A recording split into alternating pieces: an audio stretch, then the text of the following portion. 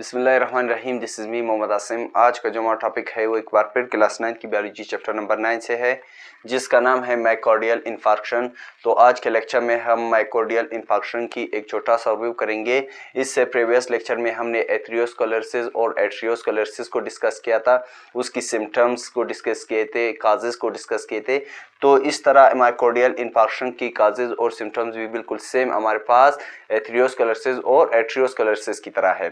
So let's start definition. Myocardial infarction is a condition in which blood flow to a part of the heart muscle is blocked, usually due to blood clot. Myocardial infarction जो है ये हमारे पास एक condition है जिसके अंदर हमारे पास blood flow होता है, लेकिन उसके जो हार्ट की जो मसल्स है, हार्ट की जो विसल्स है वो हमारे पास ब्लॉक होते हैं। ठीक है, वो मुख्तलिफ किस्म की कंडीशन की वजह से हो सकता है, जिसमें हमारे पास ब्लड क्लोटिंग हो सकता है, कोई और वजह हो सकता है। ठीक है, अब आते हैं इसकी काजिस की तरफ के वो कौन कौन से वजूहात है जिससे हमारे पास ये मायोकार्डियल इन्फार्क्शन खास होता है। ठीक है, सबसे पहले हमारे पास हाई ब्लड प्रेशर, ज्यादा ब्लड प्रेशर की वजह से भी ये हमारे पास काज हो सकता है। सेकंड है हमारे पास हाई कोलेस्ट्रॉल, बॉडी के अंदर ज्यादा कोलेस्ट्रॉल की वजह से भी हमारे पास मायोकार्डियल इन्फार्क्शन काज हो सकता है।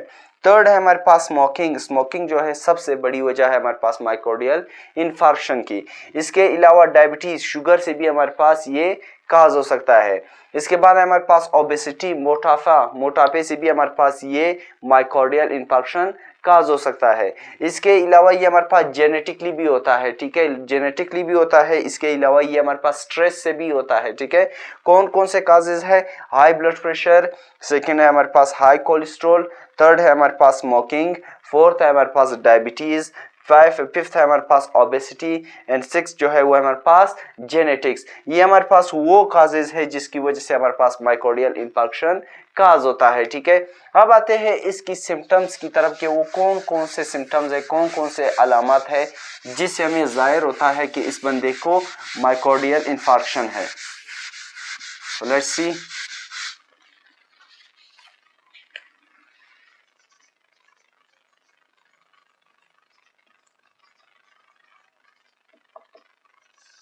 सिम्टम्स ओके, कौन कौन से सिम्टम्स है? सबसे पहले हमारे पास चेस्ट पेन, चेस्ट में बहुत ज्यादा दर्द होगा। ठीक है, सेकंड है हमारे पास वोमिटिंग, उस बंदे को बहुत ज्यादा उल्टी आती होगी। ठीक है, थर्ड है हमारे पास स्वेटिंग।